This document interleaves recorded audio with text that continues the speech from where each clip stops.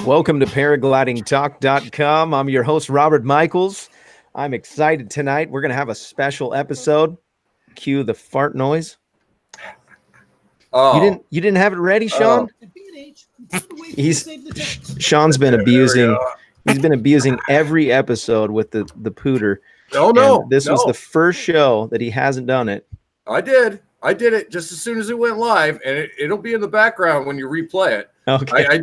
I do it during certain shows. I don't just do it every show. You have to watch the shows to find out when I do it. You'll recognize. You go, was that a fart? Was And that then- a Yeah, a nervous toot?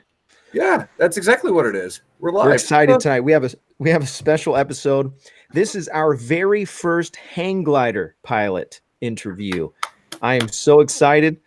Jonathan Dietch is with us, one of excellence in the sport and a long time of flying. He was recommended by some very high-profile people that we must have him on the show, and so we found him. We searched him through the interwebs, and we were able to wrangle him in. We offered him a lump sum of money to come on, and he accepted. And so now we just got to find that money. And I'm pretty excited. But you're also joined, Bob Garber's with us, and also Sean, our moderator from the beginning of the show. Actually, Bob has never been on the show. This is the first time. So cue the round of applause and a warm welcome for Bob. Thank you for being a moderator from the very first episode. I'm almost positive he's been around since the very first episode, and he's been a part of every show in history. So we're episode 78 tonight, and Bob has been a moderator and been a part of the show. So I'm very grateful. I do want to do my order of business. The show is brought to you by a few different sponsors. One of those sponsors is Resurgence PPG. Check out Todd Scandrett. He created Resurgence PPG to help the veterans get their feet off the ground with paramotoring and paragliding. And so he is a 501c3 if you wanted to donate to that organization. It's tax deductible, and it's a great cause. Check out resurgenceppg.com. Show's also brought to you by flymyppg.com. Mike Cotter has a school, and that is in Michigan. If you're interested in powered paragliding, reach out to him. Flymyppg.com. That's fly mi as in Michigan, ppg.com. Show's also brought to you by paraorangeproducts.com. Larry and Chris run Para Orange Products. They've got all kinds of gear, from stuff to protect your gear, and now they're selling wings. Go check out paraorangeproducts.com. Larry may pop in and out of the chat tonight, but he's got some things going on. So if you have any questions, you can message him at larry@paraorangeproducts.com. The show is also brought to you by ppgsmoke.com. Ryan Roberts and his team have been creating all kinds of great things for paragliding and paramotoring. Recently, he donated 52 units of the smoke machines for the paramotors, and also a wonderful chase cam that is affordable. And we're giving those away. Each episode, we give one away.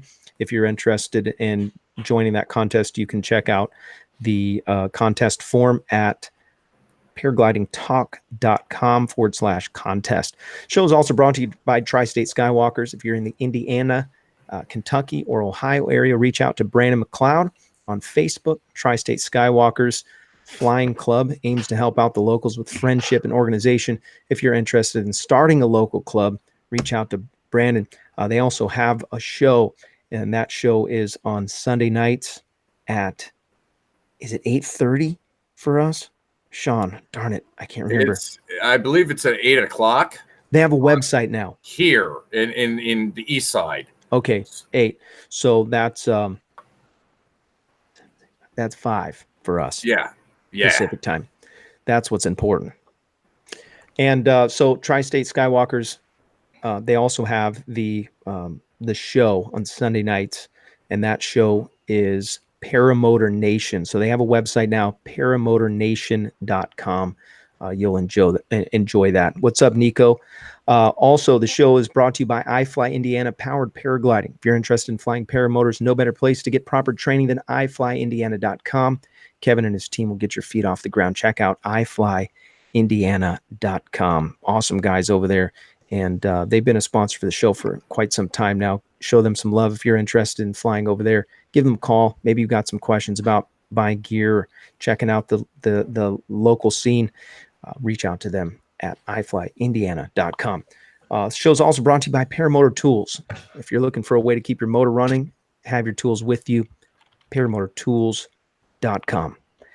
Okay, well, we've got, I'm very interested in this particular show. I've been thinking about it all week.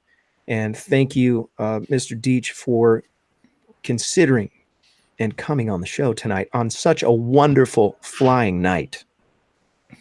Yes, you're very welcome. I'm honored to be on the show. I flew yesterday, and I was in no shape to fly today. Oh, okay, good. So I'm not missing any flying. Okay, good. I doing some prototyping work. So I had to do some test flying yesterday. Okay. Well, that makes me feel a lot better. Now, the guys, however, on my end are flying right now, and it looks epic. And they're right outside my window. Rub it in.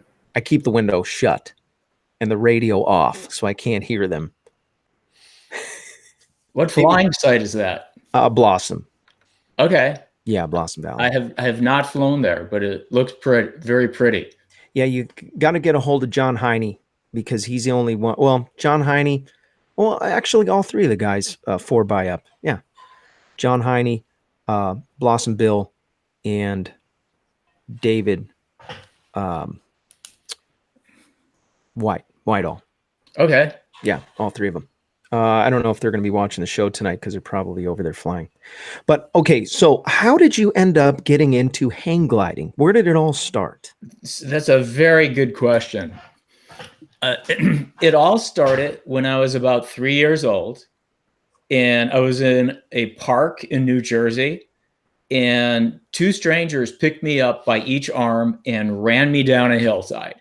I am not joking. I have this on video. My father shot video of old 8mm film, and I remembered it. And then my dad found the old 8mm film, and we put all our 8mm and Super 8 onto beta, and there it was. And that was, so the dream of running down a hill and skimming along the slope started when I was a toddler. Then when I was 7 years old is when things really began to gel.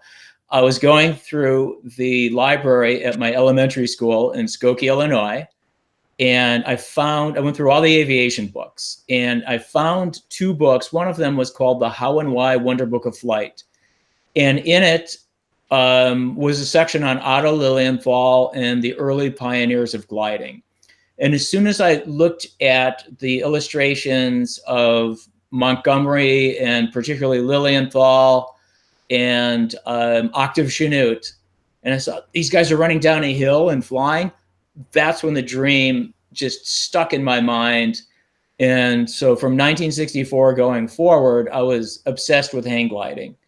And as early as when I was like 11 years old, me and a friend of mine took a whole bunch of bamboo poles, and we built a half scale Otto Lilienthal glider.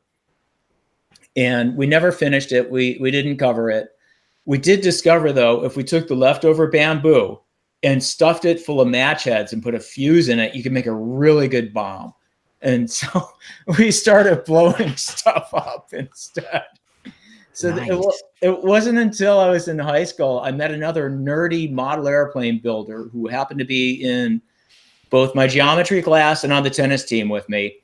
And he said, hey, look, we can get plans to build a hang glider in Air Progress magazine for, I don't know what it was, $5 each. And so we bought the True Flight by Herman Rice and the late Dave Kilborn. And we built a professional quality hang glider from scratch. No way. And taught ourselves to fly.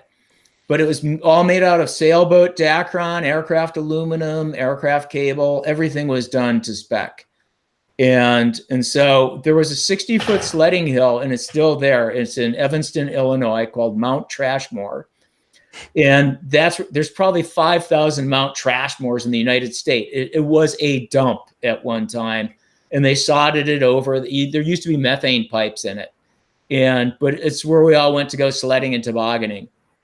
And they took the fence off the top, and so we could run off the top. So that came along in like 1973. They opened the hill up pretty wide. Somewhere on YouTube is a video of somebody flying a Moyes Maxi from Mount Trashmore. It was kind of cool to see that. That was like in 2008. I saw it. I don't know if the video is still there. So then Warren Dunes in Michigan, which was 100 miles from us, was the big hang gliding spot. In its heyday, there would be as many as 100 hang gliders at not in the air, but set up on a site. Yeah, and so I have some photographs that show maybe a few dozen hang gliders at one time, and it's not very high. It's only 107 feet high, and then there's parking lots, and then there's the lake or the beach, and then the lake, and there's literally the whole thing was just covered with 80-degree nose, colorful hang gliders, just perched in the sand, and maybe you'd see one or two in the air at one time. And so the place was an absolute zoo, but there were several schools there, and since we were 15 years old, the older pilots, they mentored us and they gave us coaching. And from that point on, I hooked up with some lifelong friends, and we've been in touch ever since. One of those people is Phil Russman. No way. Phil Russman and I, and Phil Russman's dad, the late Dr. Russman, probably saved me from a crippling injury. I had one of my prototype experimental hang gliders there. This was 1976. And that's when I met Phil and his dad, and his father, the doctor, says, you've got this metal joystick on your control bar. If you fall on it, is it going to break away, or is it going to punch a hole in your gut? And he said, maybe you want to get rid of that. And I did. So that was really good advice. But I did some really insane prototyping and test flying and designing back in the day. But anyway, so the book, How and Why Wonder Book of Flight, is how I got into the sport. And that was in 1964. And then it was just serendipitous that I met the late Phil Jones in high school.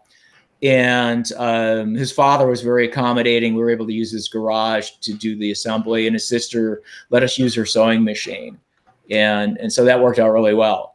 And she drove us until we became of age, 16 at that time, where we could drive ourselves. Wait, so when did you start flying by yourself? 1973, when I was 15. You were 15 when you took your first flight? Yeah. There's a lot of people who are still in the sport who are essentially 61 years old, plus or minus a year, and they all started at the same time I did, and they're still around, which is kind of fun. Every now and then I'll meet some of these people, but they all started between 72 and 74, and they're all in their very early 60s, and some of us know each other maybe 2 degrees of separation, that type of thing. What a trip.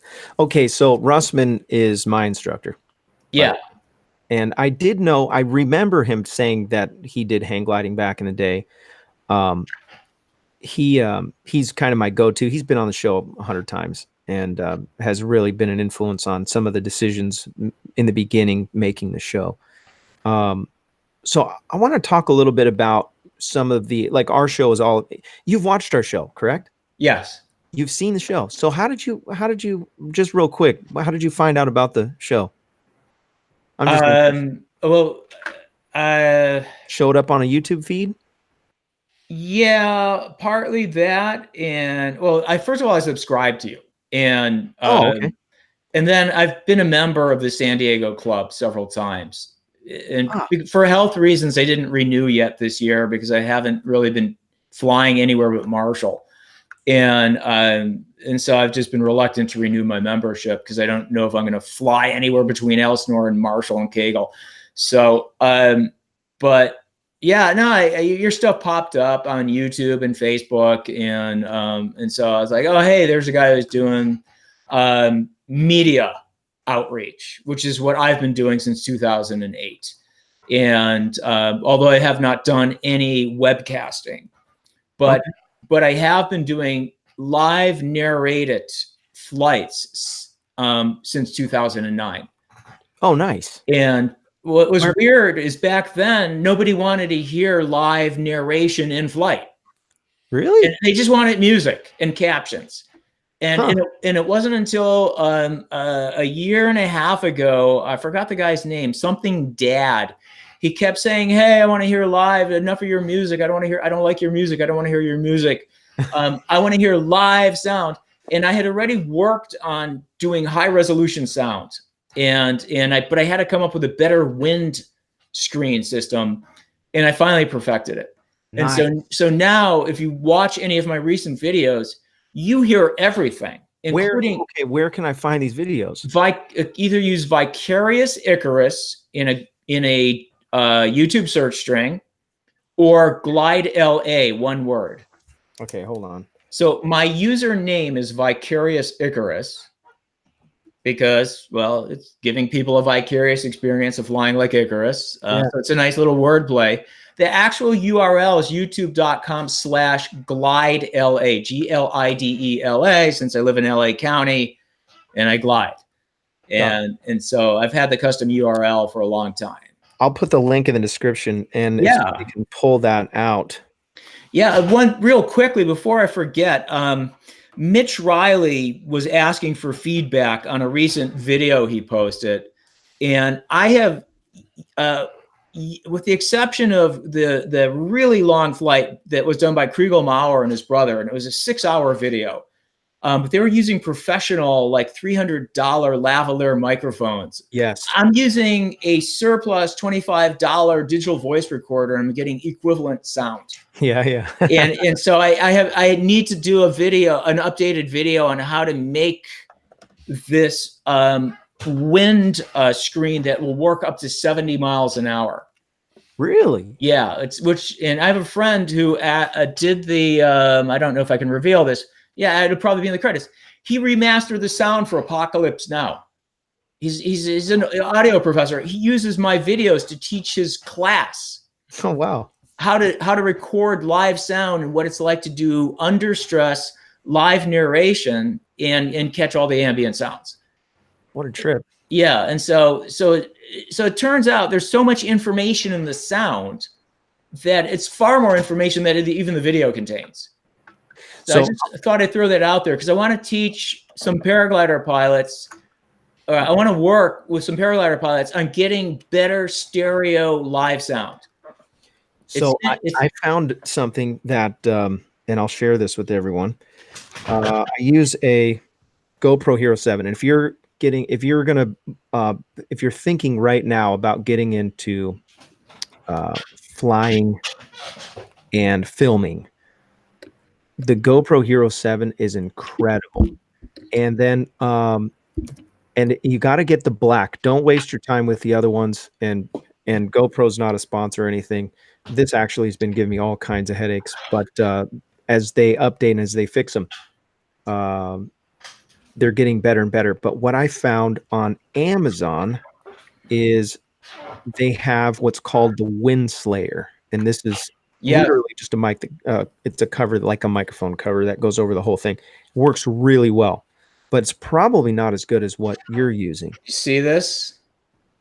This is what a proper windscreen looks like. And get the scale, all right?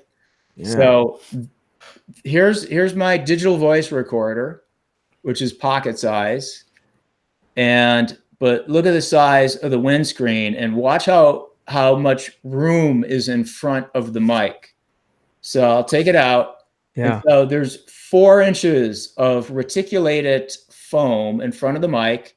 And then the whole shebang is covered with one of my wife's old pairs of stockings.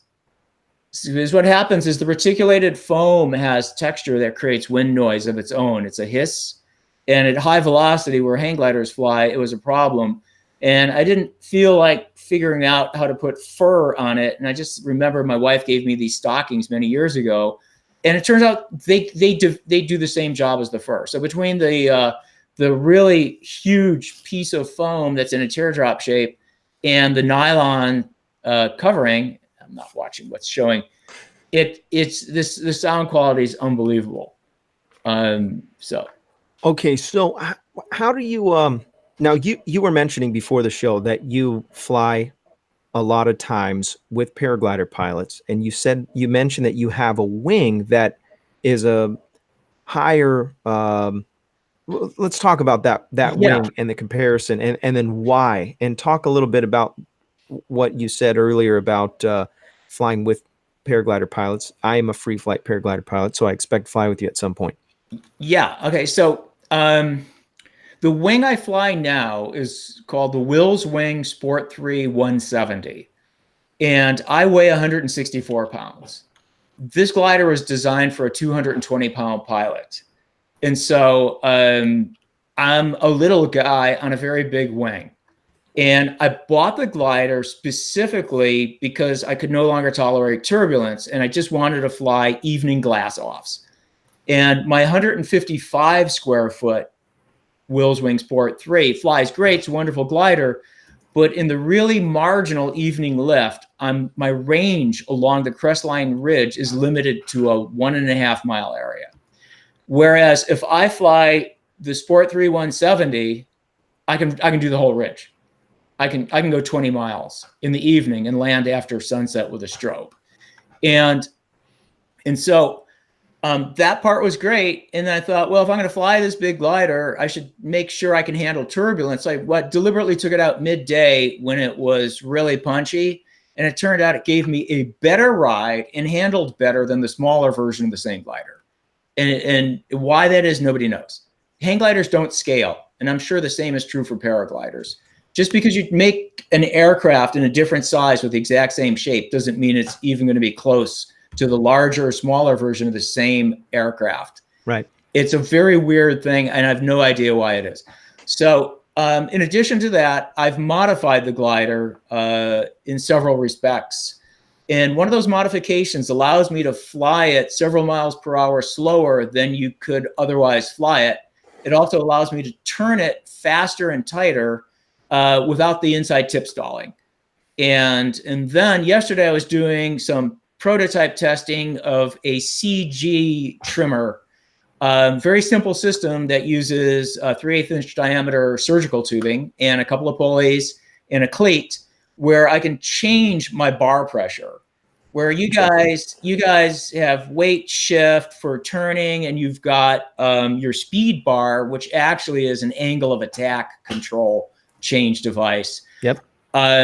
And it does more than that, because depending on how the pulleys are arranged, the speed bar will actually change the shape of your airfoil too. Yep. We don't have that level of sophistication, not even close. We have the VG rope, which is the same thing as a main sheet on a sailboat, but we can't change the shape of our airfoil. And with the exception of Eros in the Ukraine, we can't change our center of gravity either. We're stuck wherever we're hanging. And so this glider, I can fly it so slow that I'm pushing out with a lot of force, and it gets very tiring, and I can't thermal efficiently because I'm not thermaling at trim. And so yesterday I assembled this with 5 feet of this surgical tubing that at 300% elongation will produce 16 pounds of pull. I was running it right under 100% elongation, which is about 8 pounds of pull.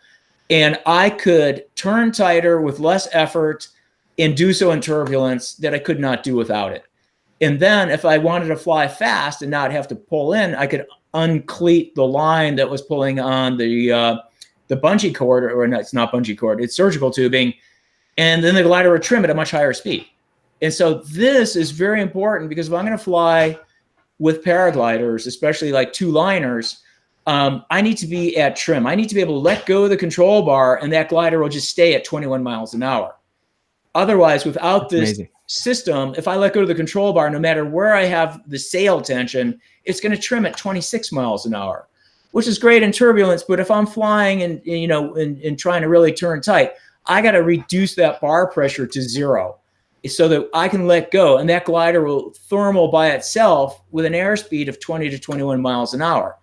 And I got very close to that. I actually ran out of line yesterday because I jury-rigged the thing and got off the hill. And so right now I have a glider based on my past experiences of flying the 155 square foot version against Gavin Fridlin on his own Ozone Xeno. I already know that I can fly with a 2-liner on this glider. It's That's going to amazing. take, it's going to take practice to get used to it. Cause I've only have like 5 hours on this glider. I've got 100 hours on the smaller one. The large one, I've got 5 hours on it, and I'm constantly trimming it. And so right now I think I've got something that I can fly cooperatively and reasonably stay with higher performance paragliders. And until now, that didn't exist in the hang gliding world. I want to shift gears and talk about the weather. And this is a critical element of our sport. And it is something that, in my opinion, the hang glider pilots have way more knowledge on. Now, I'm a very new pilot, and I dove into the weather long before I ever started flying, because I know how critical it is. Let's talk about where you go, where you look, and I don't want the common answer. I just show up and we'll see if it's going to be good. No. And there are days when I feel like, well, I'll hike and fly or whatever. A little bit different with a hang glider. You can't shoulder that thing probably as good as you could when you were 15. So where do you go?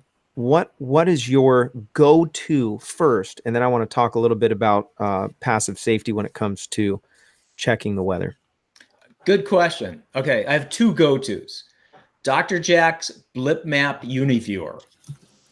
And so I believe it's drjack.info, and it's free. It used to be like a $20 a year subscription, but subscribing to the Blip Maps is free. You just need a log on. And so you can pick any section of the United States with the Univiewer, and then you can zoom in, and then you just click on the map, and it gives you either the RAP, which is similar to the RUC for the same day forecast, or you can go out 2 to 3 days on the NAM. And so I use the NAM on that. And so I click around. Do I want to fly Silmar? Do I want to fly Elsinore? Do I want to look at Santa Barbara? I'll click around at the usual sites, and I'll look at the skew T.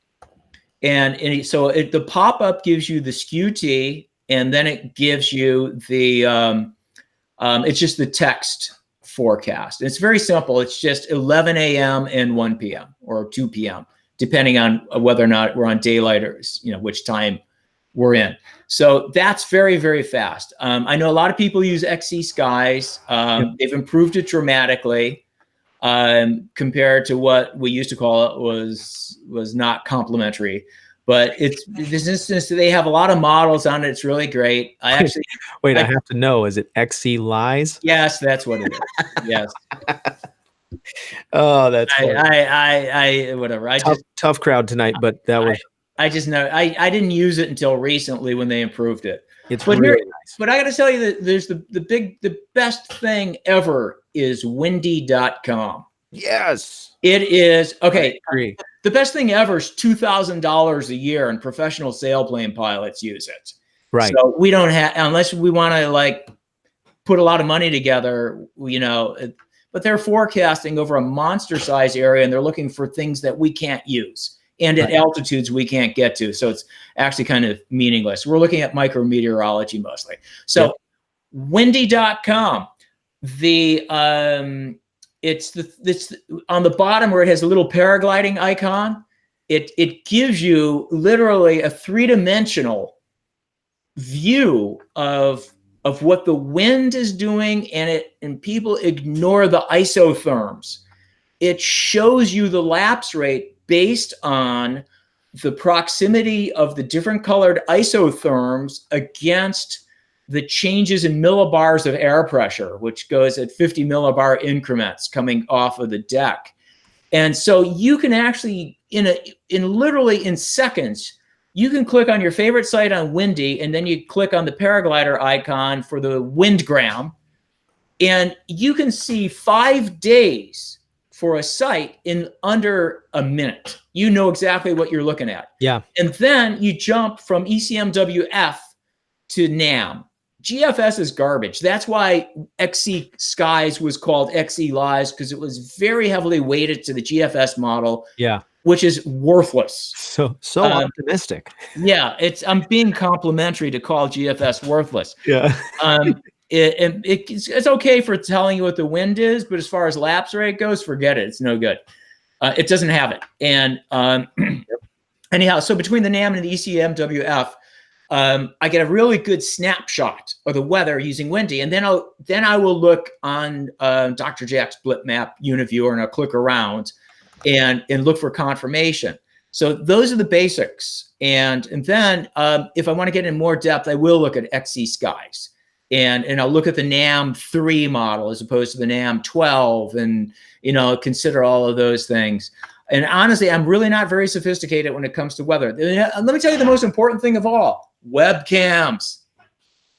Mount Wilson 150-foot solar tower cam. Very important to look and see. Yeah. Mount Lukens, AirSights 2000. Go to all the cell towers. Oat Mountain. They're going to have one on Contract Point at Sylmar soon. Mount Lukens, then Pavica Ridge, which is right next to the Crestline launch. And I know they have them going into Orange County. And is this all on one site? Yeah, it's called AirSights 2000. AirSights, AIRSITES 2000.com. And then you look at the weather stations. And so they have weather stations and webcams on all these cell tower. Oh, they're not cell towers. Sorry, they're ham radio and cell towers. It's a combination. And the guy from San Diego, the professor who HP Wren, those cameras are very important.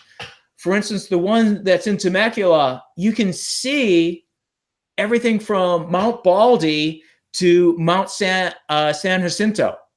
So when the Temecula webcam is working, you can see what's going on in the air. You can see where it's popping cues at 9 a.m. Wow. And so and I know Steve Rohrbaugh put all those on the San Diego Club website. I mean, there's more information out there than you can use. So you got to have what can I go through in 5 to 10 minutes and make at least a preliminary decision, and then see who's up for flying if I'm group flying. Yep. And then go back. And so, okay, I've narrowed it down to these 2 sites. Now I'm going to spend 45 minutes really zooming in on it. But again, the most sophisticated weather people I know started with Tom Truex from Santa Barbara, AKA Sundowner. And he was, to me, the original pioneer of doing really high-tech advanced micrometeorology for soaring. But Tom's he's kind of backed off the sport. Mitch Riley's taken over, and he's doing absolutely superb forecasting. Best guy I know, Revis Sutphin-Gray. This dude. He's incredible. We've had him on the show, actually. He's great. I met him when he was still relatively unknown. And the way I found Revis was I went onto Leonardo database, and I was looking to see who was doing what. And I'm like, oh, look at this guy. He's out there every day. And I looked at his entire history, and I saw this guy's getting better and better and better and better and better. And so I contacted him. And then he came down to Crestline, and so I started flying with him and Tavis Gustafson. And it wasn't long before he was just really leaving me in the dust. A lot of that has to do with my health, which is a kind of a side topic. And then I got into weather conversations with him. And then of course, Hansa Ramonik he's a professional meteorologist, and he's a columnist for Cross Country magazine. So, I mean, I would love to clone these guys' brains. You know where Revis Sutphin is right now? I remember he was working with one of the X-Alps teams. Yeah, he is. He's doing the McCloud. Yeah. Okay. By the way, just a heads up, the Red Bull X-Alps, if you don't know what this is, search it up. If you're watching right now and you're like, what the heck's a Red Bull X-Alps? It is the coolest sport, in my opinion, in the world. It's paragliding, or hiking or running all the way from Salzburg, Austria into Monaco down in Italy. It's insanity. 1,000 kilometers of flying. It's like, I think it's 7 to 10 days you have to cross that, and there's all kinds of, it's insanity. But if you don't know what that is, go check out the Red Bull X Alps. And actually, one of our locals is doing pretty good. Gavin McClurg is, I think he just moved up into 5th place. I could be wrong. He's doing very well. Right now, we've got the Eagle is in 1st place. He's got about 50 kilometers on the next guy. And then in 3rd place, Paul Guschelbauer. He was just down here not too long ago. We had him on the show as well. Gavin McClurg's been on the show. So Revis is helping Gavin McClurg with meteorology and ground support. Super cool. There is a live tracker on the website. So if you just Google the Red Bull X Alps, it'll come up in every different way. 2019 Red Bull X Alps. By the way, we're at the half an hour mark. We need to give something away. Jeff Mack, I apologize for not shipping out your Toe Pro. That fell through the cracks. I'm going to ship that out with the next Toe Pro. Let's give one away, shall we, Sean? Yes, we shall. I'm doing something different this show. All right. First off, I'd like to say thanks to Paramotor Nation. And the reason why is because I was able to pick Paramotor Crazy's brain. See, he kind of gave me a site that, and give me just a second here.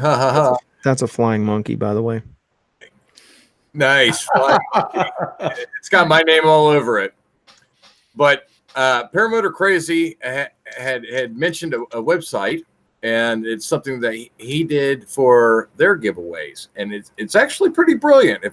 I'm jealous that I didn't think of it myself.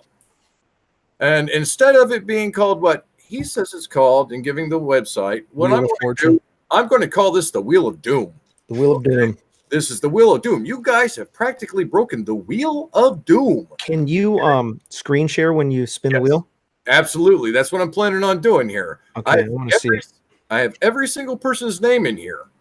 And, so if you've been in the chat, by the way, if you've been talking in the chat, he's been putting your name into the machine. That's right. My mom made sure that she said, "Hi, Sean." Yes, I got her as soon as she came in and said hello to everyone. What I'm going to do here is I'm going to screen share. Can you guys see this? Can you guys see what's going on here on the screen? Okay, so what I'm going to do here, this is my first time with this. You guys have practically broken this stinking thing because I got so many names in here that it's got to be like, you know. So here we go. You ready to spin? Spin away. All right, here we go. The Wheel of Doom. And we've got Jared Salzinskin. Jared Salzinskin, congratulations. You're the winner, chicken dinner. I believe Jared won. Yeah. I don't know if he already won a Toe Pro. I want to make sure. I don't know. I think he may not want another one. He may have had a shirt. I don't know. I'm not sure. He's in the chat. So congratulations, Jared. You are the winner. Yeah. That was pretty cool, man. Getting smarter. I know. Look at me learning skills. You know, it's a lot easier. It's a lot easier on my girlfriend. But the problem is that scanning everybody's name and putting it in, and the chat's going with like 30 guys. It's like, holy crap! What did By the way, I got a package from Acid Eric in England. Sent me a shirt. He sent me a carabiner with a little keychain, and he sent me a couple other little things. He sent me this pen. Oh, you got your pen? Yeah. Thing is awesome, dude. Hey, super cool pen. I don't know what the name of these things are, but Acid Eric, thank you very much. I mean, this is great. This has got two screwdrivers in it. It's got a pen, a little stylus. I use this for my fancy projects, you know. But I still use my pair of orange pins for the for the giveaways and stuff like that if the Wheel of Doom ever does break. Oh, that's going to be a nightmare, let me tell you. The internet. It's a miracle that you can use that at all. Absolutely. Eric. Yep. Right on. So if you're interested in supporting the show, you can do that. Support the show, continue the show, keep it going. There's a bunch of guys that do it on Patreon and PayPal. If you're interested in doing that, there's links in the description of this show. And if you're wanting to extend your safety, hey, thanks, Ludwig. Appreciate that. Your investment in the show is not in vain. Somebody's learning from it. Even if you're not able to watch the show, somebody's going to take something away from the show. I learn something every single episode, and every single time I'm adding to my toolbox of knowledge. How much is it worth to you? How much is the show worth to you? Some guys do a $1 per episode on the Patreon. For the price of a cup of coffee is what I always say. You can support something in your flying community. Maybe you're not even flying yet. You're investing in the future of your flying. So anyways, Patreon and PayPal. And yeah, I appreciate everybody who donates. Hey, thanks. Dennis Mackey donated $2. Thank you. Appreciate you guys. By the way, big chunk of money going to Resurgence PPG very soon. It should hit my account tomorrow, and then I'll be posting that on Instagram. If you want to follow the show on Instagram, you can do that. Paragliding Talk is the handle on Instagram. And sometimes I just post what's happening or maybe the next episode. Very soon, we're going to get a lot more organized. My son, as soon as he's finished with his school stuff that he's got going on, he's going to jump on board and help me. He's going to be my assistant. So pretty excited about that. That's coming soon. Check out the new episodes and things that are coming up on paraglidingtalk.com. Paraglidingtalk.com. Okay, so John, you get to the place where you're going to fly. You're pretty, set on flying at Marshall these days. You were telling me before the show, because the local site's kind of overgrown, hard to get to. For buying isn't in your cards. Where is your decision making at this point on where you're going to fly to get the most out of your flying day? That's a weird question. If you're interested, let me just say this. You want to fly, you've been flying forever. And so you're going to say, I want to get up and I'm going to fly this site, Marshall, because I can get higher and I can fly farther. Where's the site to fly? Southern California, because I'm thinking, if you're picking that site, maybe that's the site I want to pick down the road. Okay. Favorite site. All right. Well, my favorite site is Blackhawk, and that's in the Lucerne Valley. It's one of the best cross-country launch sites in Southern California. Another favorite site is Mount Laguna. And then another favorite site is Ord Mountain. Blackhawk and Ord Mountain are on the north side of the San Bernardino mountain range. So it's the same mountain range as Marshall and Crestline, but it's on the high desert side. Interesting. And then another all-time favorite is Pine Mountain in Ojai. That's another potential 200-mile distance site. And so getting back real quickly, one thing I left out that was essential from windy.com, and this is something I know Chris Cote, who I've worked with on several of his site records when we first met each other, is looking at the surface wind barbs and determining the location of the convergence and the motion of the convergence line. And so you need to come up with a three-dimensional time series image of the convergence line.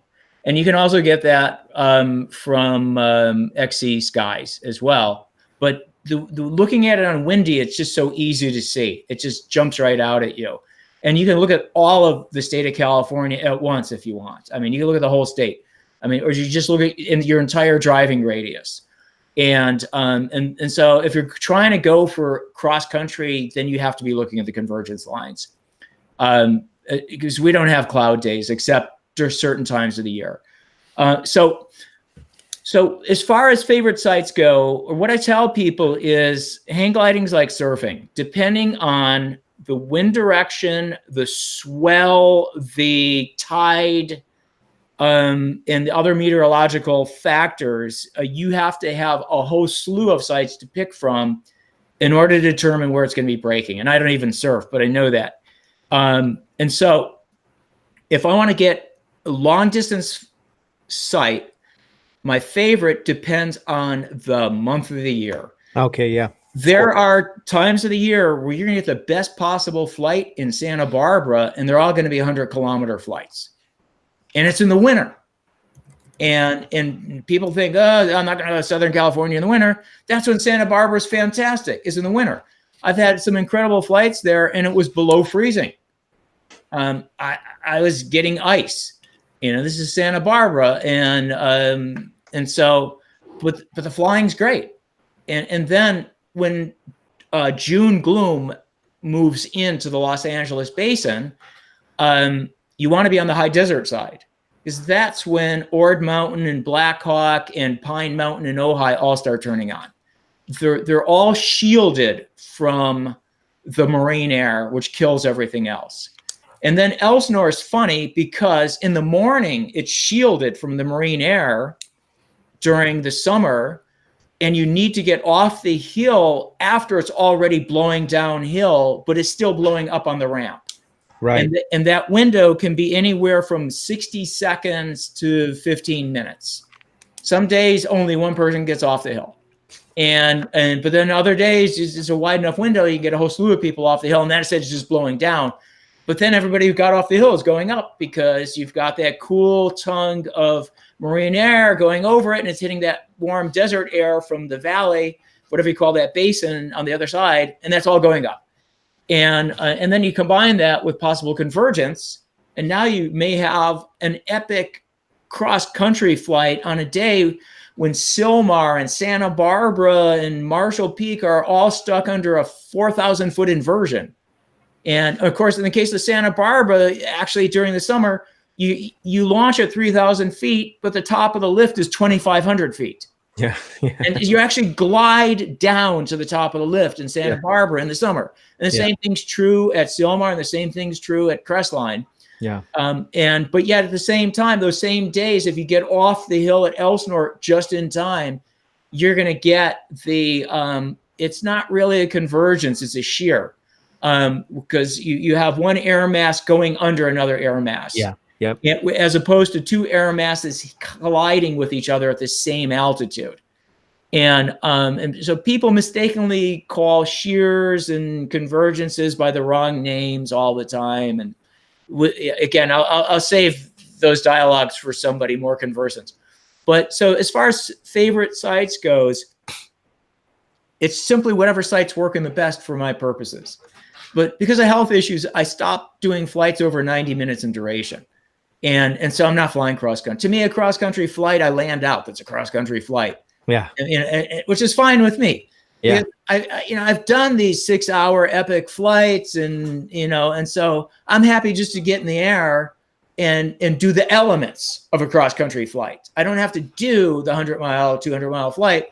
I can do a 15-mile flight, and I'm happy as long as I hit the elements that go into a cross-country flight. And so for me, that gives me the fun and the thrill. Unless I really get a good opportunity, then I'll save my energy and I'll do a 4 or 5 hour flight if I can. You do much training? None. I don't do anything. I just fly. I love that. I'm in the worst shape you can imagine. It's pathetic. But you fly good. I don't know. It's debatable. That's great, man. That's a long time to be flying. Take us back to the beginning days, maybe where you've had some close calls or some scares, and what you took away, and if it's relatable to paragliding or paramotoring.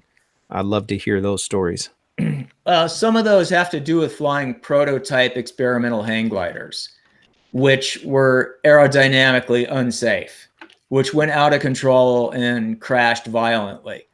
And but paragliding went through the same growing pains that hang gliding did, and a lot of hang gliding pioneers sacrificed themselves during the 80s, 90s, and the early days of paragliding, when they didn't know how to keep gliders from collapsing and tips from rolling inside out and staying that way, and all of that. And so, but let me think. So yeah, I was in New Hampshire one time. It was in 1976. I was flying the same glider that Phil Russman's father told me to get rid of the joystick, which I did. And I got blown backwards. It was, I can't remember the name of the site, but I could not penetrate. 8 shades of paragliders, early ones particularly. So I ran out of penetration. And the only way to penetrate forward, and now these mountains are completely covered with 150-foot tall pine trees, with no slots, nothing. It's just mile after mile of 150-foot tall pine tree. And there were a couple of slots on the floor, on the whatever you want to call the valley floor, where you could land. And I got into one of these, and I finally ended up at treetop level, and it took me like 30 minutes to go 1 mile. And so I had to get low enough that I was beneath the stronger prevailing wind. And so that was kind of dicey, but I made it. I landed safely. I had an experimental hang glider that went out of control on me in the air, and it ended up cartwheeling when it hit the ground. And I later modified it and turned it into a safe hang glider, and it actually flew phenomenally well, especially for that era. So I was lucky. I had a good survival instinct. If something really was dangerous, I just knew it, and I would cut it up for parts. I would just take it apart and salvage all the pieces and build something else from it. And I did that a fair amount. Or friends of mine were just so driven and confident in themselves, and they're not around for that reason in particular. So, but in the air, I've never tumbled. And although I was afraid I would tumble, I've never had a glider break in the air. And all these things have happened to friends of mine. I've never had to throw my reserve. Okay, I'll tell you a great one. So this was like 6 years ago, and the forecast said 13,000 feet at San Gorgonio, and like 10,000 at Crestline. And so I went out there, and my friend Dan, who lives at Crestline, drove out to launch because he lives there, and I'm in Long Beach, 75 miles away, and he saw ground fog. Now, ground fog do not ever confuse ground fog with the marine layer. Right. So he saw ground fog, which is a good sign on a hot day, and as opposed to a marine layer. There was no marine layer. It was a ground fog. He mistook it, and I got my butt up there. And I don't even remember who drove my car down from Crestline for me. And I ran into Dan, and he was driving back up to launch without a glider. And he's telling me, oh, it's this marine layer. It's going to be an inverted day. And so I go up there, and I'm like, yes, it's ground fog. It's going to burn off. I launch. And so I fly all the way down to Mount San Gorgonio. And I cross Mount San Gorgonio from the north, and I get hit by a wind out of the east that's going 30 miles an hour, and it's blowing down the valley of the falls. Oh, no. And so I get literally blown off of San Gorgonio. I'm on the lee side in the rotor, and I'm going down the valley of the falls between Big and Little San Gorgonio, which is a 10-mile long tree slot. And I'm going 50 miles an hour with a 30-mile-an-hour tailwind, with one hand on my reserve and flying with one hand. And I am praying that I don't clip any of these like 250-foot tall pine trees that at the base, there's like 90-foot rocks. I mean, these rocks aren't rocks. They're like monster boulders. I mean, this is like King Kong scale when you get up there. And I went on this 7-mile glide down the valley of the falls. After the first 3 miles of panic, I was able to let go of the reserve. And I continued to fly, and I got all the way, I can't remember the name, I think it was the foot of Mount San Bernardino. And I'm only, because it's a rising valley floor, I'm only like, I don't know, 1,500 feet off the valley floor. I catch a climb to 13,500 feet, and I just, boom, I tag the stone circle on Mount San Gorgonio, and I look out over Cherry Valley. There's an 11,000 foot tall curtain. Oh my word. All the way into San Diego. And I'm thinking, all I got to do is fly across the valley to Hemet, and I'm going to be on that curtain, and the curtain goes for like 100 miles. And my driver who got in my car, she didn't call me on radio. So at that time, nobody was using spot trackers, and I didn't even have a cell phone, I think, or maybe I had a lousy one. And so I just didn't want to go for it, but it was actually the day to do like a 120-mile FAI triangle. And so I ended up tagging Cherry Valley, and I flew back and I tagged launch. And so I did a legitimate like 65-mile FAI triangle. So later, my friend Dan has done 2 98-mile FAI triangles on the same route, but he did the whole thing. He got revenge on me and then some. It's fine. He's in much better shape than I am. He's a really unbelievably good pilot. So, I mean, I have nothing but respect for him, but he learned a lesson. But anyway, so there was no lesson to be learned, because what happened to me on Mount San Gorgonio can happen to anyone at any time with no warning. There is no way to predict an event like that. It's something that if you're not prepared for it, don't fly cross country. Right. You know, I've heard like every episode of Cloud-Based Mayhem, and like Pal Tuckets has said over and over again, cross country is far more dangerous than acro. And I have to tell hang glider pilots the same thing. Yep. Real legitimate XC on a hang glider is more dangerous than doing aerobatics on a hang glider. They take it personally if you call it acro. It's like some type of insult. Yeah. Go figure. It's crazy hang glider pilots, I'll tell you. I have the most important question of the night. Thanks, Blank Pigeon. I appreciate you. Just got here, better late than never. Love the shows. Hello from San Diego. Right on, another San Diegan. This is the most important question. Now, one thing that hang gliders have that paragliders don't is a lot more time in the community. What do you see? What problems do you see in the paragliding community that you saw in the beginning days of hang gliding that you can warn us about to say, hey, don't make this mistake? Maybe talking about site preservation, maybe talking about the safety aspects. Just like you said, in the beginning of hang gliding, there were a lot of changes happening with modifications, different wings, and people got hurt and people died. Same thing is happening with paragliding. Anything that you can take away from that? That's a good question. Intermediate syndrome is the first thing that comes to mind. Very good. It's universal.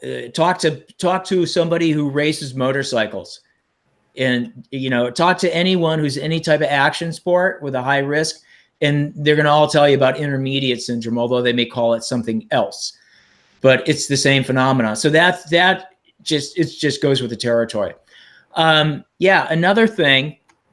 So hang gliders after like 1981 were safe.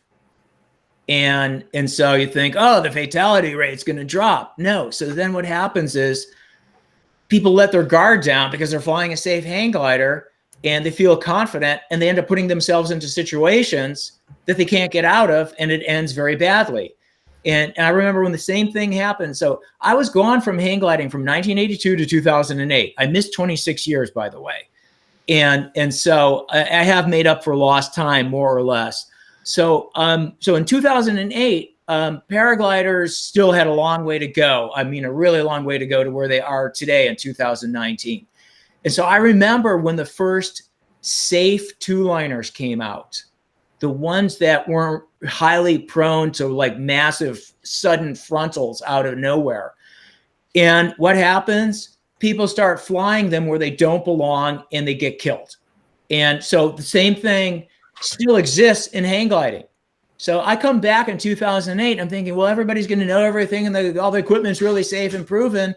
And immediately people I start meeting are getting killed on safe equipment, and from judgment errors, and why that is. Everybody says complacency. I don't know. And so modern paragliders are, in my opinion, safer than modern hang gliders. And that doesn't mean you're not going to get hurt, because now you've got something where you may develop a very false confidence, and it's giving you a really good ride. But you're not supposed to be going for a ride. You're supposed to be in the driver's seat. And this is something that I got balled out for, rightfully, is being a passenger on my own hang glider when I really need to be the pilot in command for real. And so it's so easy to go for a ride that you forget to be the pilot in command, and then you find yourself in over your head. And so that's something that I assume is going on in the paragliding community. I don't know. I mean, it gets talked about not enough on Gavin's podcast. So, and I've listened to the British one with Judy Layden a few times, but mostly I just listen to Cloud-Based Mayhem, and mostly I listen to non-flying related podcasts. I avoid, my life does not revolve around hang gliding. It's a recreational activity for me. It gets me outside and I socialize. So those are my cautionary words. Yeah, site preservation. We all know about that. Honestly, I want to say something else. I'm from the Midwest, and my values are different than people from Southern California. And I'm out there at Crestline a lot, and we get people from all over the world. And they show up, and you can see them because they're kind of wandering around. They've got a dazed look in their face, and it's only the rare local that it goes, "Hi, can I help you? You look like you're lost. Can I do anything for you? My name's so-and-so." It doesn't happen. It's something that's a cultural thing. And I don't know if that exists to the same degree in I'm actually introducing myself to paraglider pilots because those are the most visiting pilots we get. Right. It's like 10 to 1 paragliders to hang gliders in terms of visiting pilots, because they're portable. Hang gliders really aren't. And so I just met this great crew from northern Germany, from Marm something, and I can't remember the name of it. Really cool dudes, and I fixed them up with people in the Owens Valley, and I showed them how to get on the Sierra pilots page. And so I played the Midwest host. And so I think what's more important than safety, because that's really an individual thing, is community. I agree. When there's community, safety follows. Safety doesn't come first. Community comes first. When pilots are alienated, they do stupid stuff and they get killed. Pilots who feel included in a community are a lot more cautious, and they're a lot less likely to hurt themselves than a pilot who feels like they're alienated and they're an outsider. And so that is my safety tip. Wow. Is to have a sense of community. People who feel they belong avoid getting killed. I'm not joking. People who feel that, oh my God, I can't do this because I'm going to be letting my friends down. People who feel that they're a part of something, that have that meaning in their life, that structure, they're driven to survive. Oh, they'll still excel, but they're not going to take those chances or make those mistakes that take them out permanently. So, incredible. By the way, I stopped counting dead friends and acquaintances when it blew through 100. I have got more email folders in my Outlook on my PC that say deceased on them than I can count. I've got more videos of my friends getting killed than I can even remember. I mean, and so the thing that I think keeps people driven to be able to fly the next day and the day after that is when they have a sense of belonging. And so then they'll find the safety rules because it's already out there. It's the Robertson method from Canada, Michael Robertson, and the chart of reliability. It was an excellent system to stay in the game. And yet, nobody ever talks about it. And I bought his thing. The FAA publishes fantastic stuff on the aeronautical decision making. And they have a whole section of all the pilot handbooks, from commercial to general aviation to weight shift, meaning trikes that are not FAR 103, but are actually light sport aircraft trikes. They all have the aeronautical decision-making matrix and references to all the documents that they produce on making safe decisions.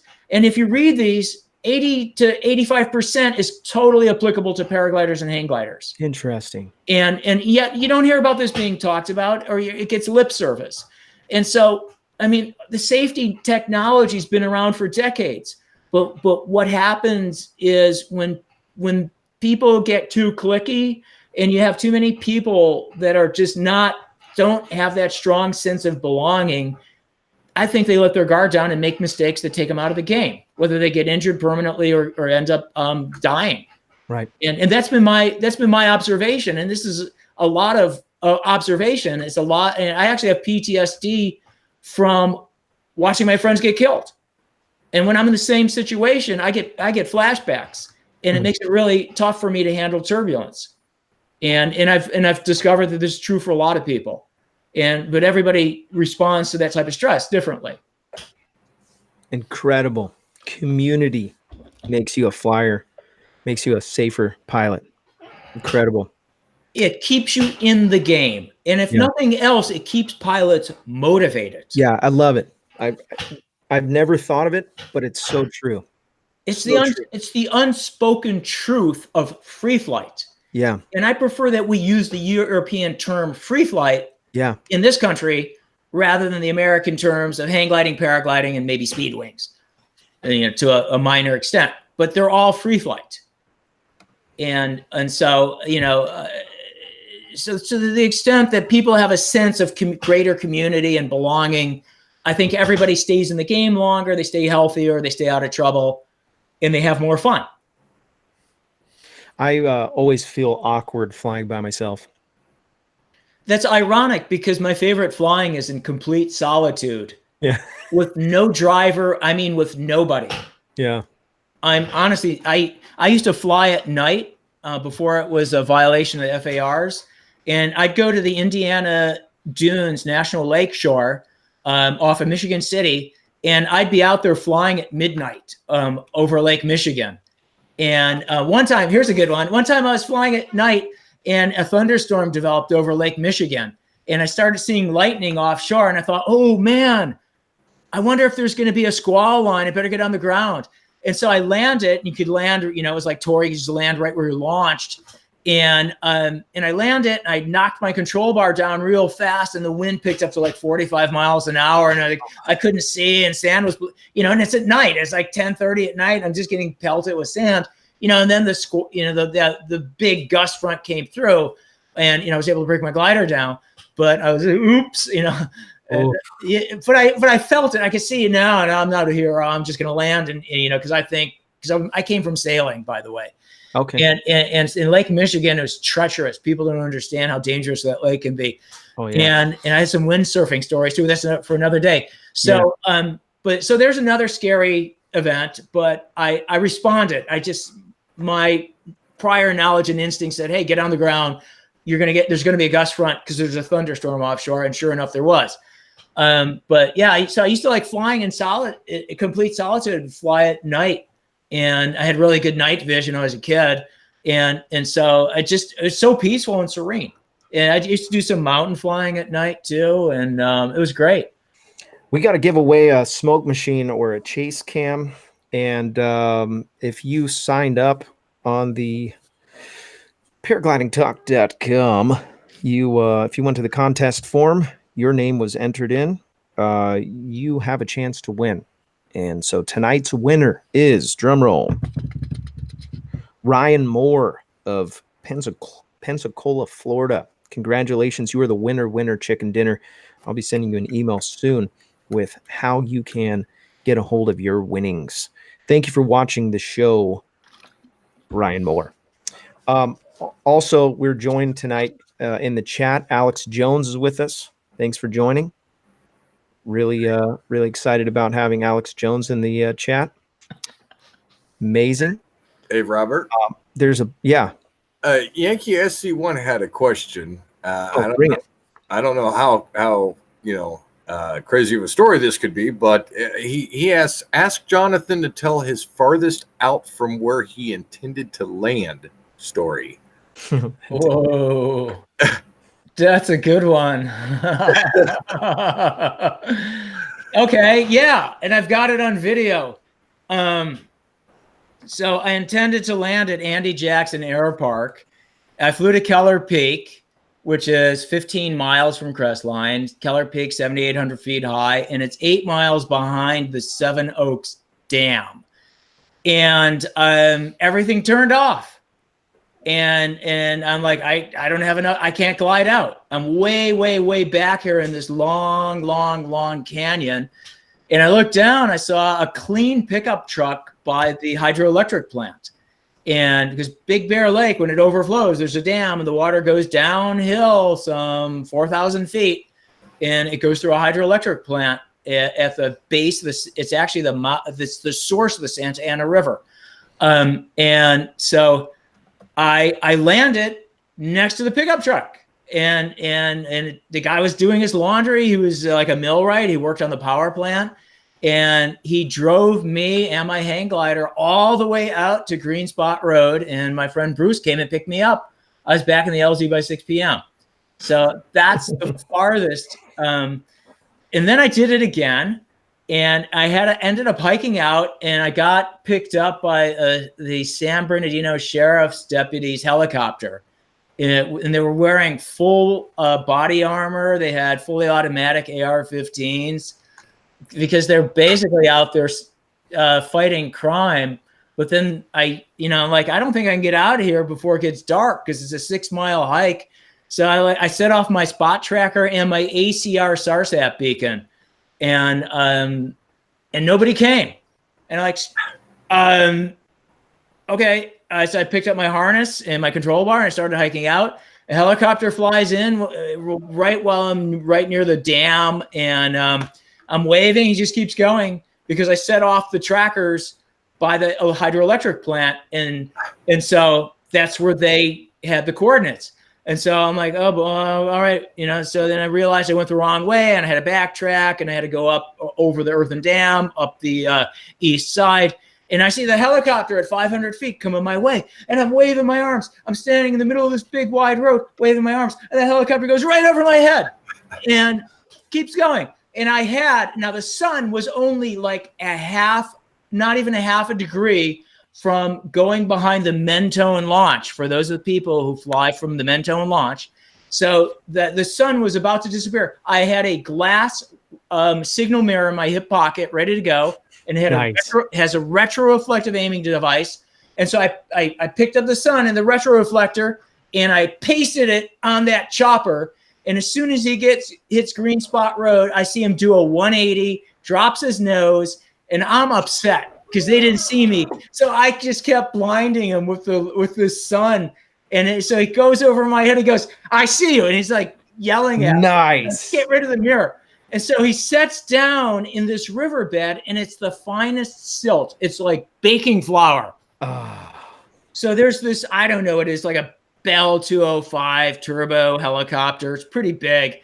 And it sets down in the silt, and it goes up like a nuclear bomb. It's like this mushroom cloud, 300 feet high, 200 feet across, and then it's going back into the rotor. So I'm like, oh my God, I just killed the rescue guy. And so I guess when that silt goes through the turbines, it doesn't hurt anything because they're designed for that. Yep. So anyway, so I get on the chopper. They make me turn my GoPro off because it's police activity. What? And I shut my GoPro off. Yeah, I don't argue with the guy who's going to get me out of there. Right? Yeah. So the first thing the captain, he says, "I got to show you something." He reaches in his pocket. He pulls out a 32-year-old military glass signal mirror. He goes, "If it wasn't for your glass signal mirror, we would have left you there." No way. Okay, so I got to tell everybody, buy a glass signal mirror with a retroreflective aiming device because electronic devices fail. Yep. And you can be in a canyon where you're not picking up any satellites and you've got nothing. But yet a glass signal mirror, never get a plastic one, they're worthless. Get a glass one with a retroreflective aiming device. Coghlan's from Canada's makes a good one. It's a little cheap, but it actually works just fine. They work in a full moon. They're just as good under a full moon as they are under the sun.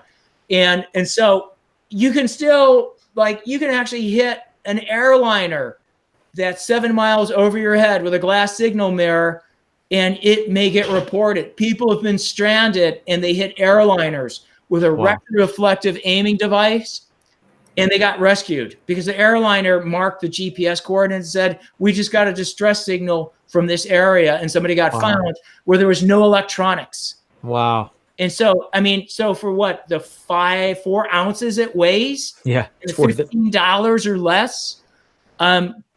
Nobody should fly XC without a glass signal mirror because all your electronic devices will fail. Love it. Yeah, there are dead spots even. Yeah, that is absolutely true. And there's outages, there's network issues, there's 100 ways things can fail. I want to mention that. I want to say thanks for Resurgence PPG for sponsoring the show. FlyMyPPG.com.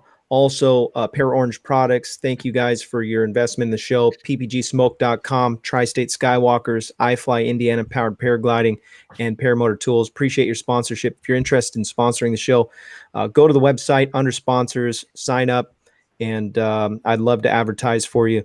And if you've got, maybe you know somebody that wants, or you would think would do well to advertise on the show, have them reach out to me. And it's the cheapest advertising that you're going to find on the internet, guarantee it, but it's worth it. And right now the show's pushing, my channel has 2,500 subscribers almost right now. And so there's a pretty good audience. So if you're interested in doing that, it helps me with the show and growth, and it helps people to fly safer.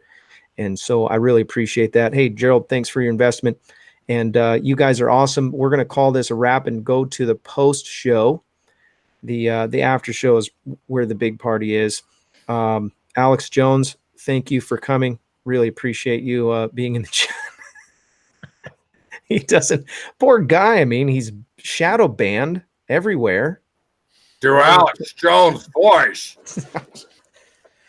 Did I mention that I'm a crisis hang glider pilot? You're a crisis hang glider pilot? It's like a crisis actor. Oh, I'm a crisis hang glider pilot. If you listen to my live sound, people love listening to me scream. No, I've got to get these videos, and I'm disappointed that I don't have the link yet, but I'm going to find it, and I'm going to put it in the description for this video for everyone. And so thank you, everybody in the chat. Appreciate you guys. You guys are awesome. I see my mom in there. Good night, Mom. Love you. You guys are awesome. Thanks for all the moderators. You guys make the show what it is. Everybody in the chat makes the show. Everybody I talk to, I started posting these shows on a podcast format, and there's a few guys that listen to them on there. I'll keep loading those as they come. But it's funny because they go, I really don't watch the show afterwards because the chat is what makes it fun. It's so true. I can barely stay focused on my interview because the chat is usually hilarious. You guys are awesome. So thanks again. Really appreciate everybody. Hey, Anthony Vela, you guys are great. And we will see you on the next one. We'll have a show popping up very soon on paraglidingtalk.com. We're going to the post show.